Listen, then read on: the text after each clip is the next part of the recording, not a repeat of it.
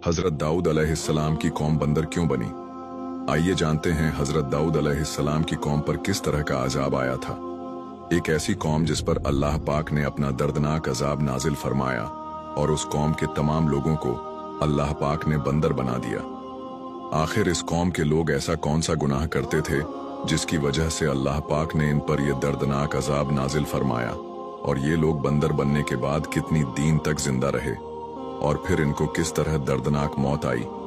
और जब ये लोग बंदर बन गए तो ये अपने अजीजों आकार को देखकर उनसे क्या कहते थे, और क्या आज के दौर में पाए जाने वाले बंदर उसी कौम की नस्ल में से हैं? इन तमाम सवालों के जवाब कुरान हदीस की रोशनी में आज के किस्से में मैं आपको बताऊंगा।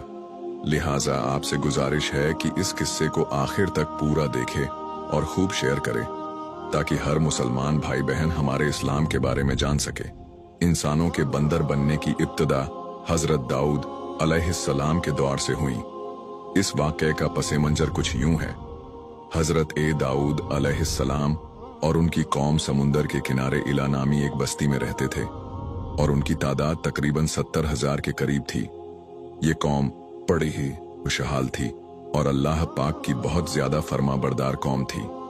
इस कौम को अल्लाह पाक ने बेशुमार नेमतों से नवाजा था और हर तरफ हरे भरे बाग थे और हर तरफ हरियाली ही हरियाली थी और अल्लाह तबारक व ताला की बेपनाह कर्म नवाजी थी, और ये लोग अपनी इस जिंदगी में बहुत ही ज्यादा खुश थे।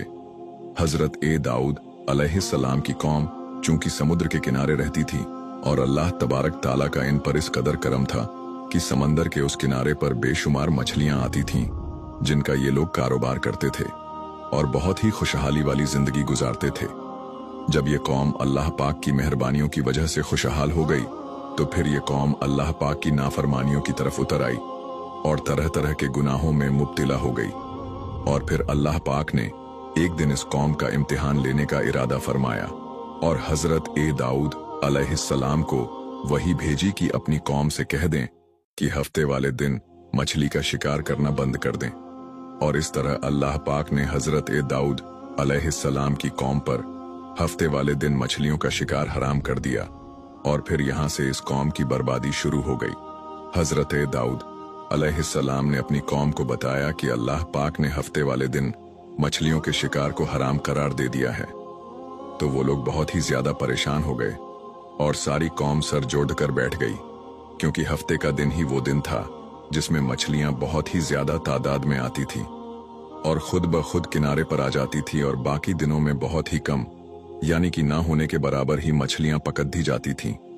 इस कौम का गुजर बसर चूंकि मछलियों के शिकार पर था, इस वजह से अल्लाह ताला का ये हुक्म सुनकर ये कौम परेशान हो गई। ये लोग इस बात से बेखबर थे कि ये सिर्फ अल्लाह की तरफ से एक इम्तिहान और इनकी आजमाइश है। आगे का किस्सा हम आपको अगले पार्ट में सुनाएंगे, लिहाजा वीडियो को लाइक और शेयर जरूर करें।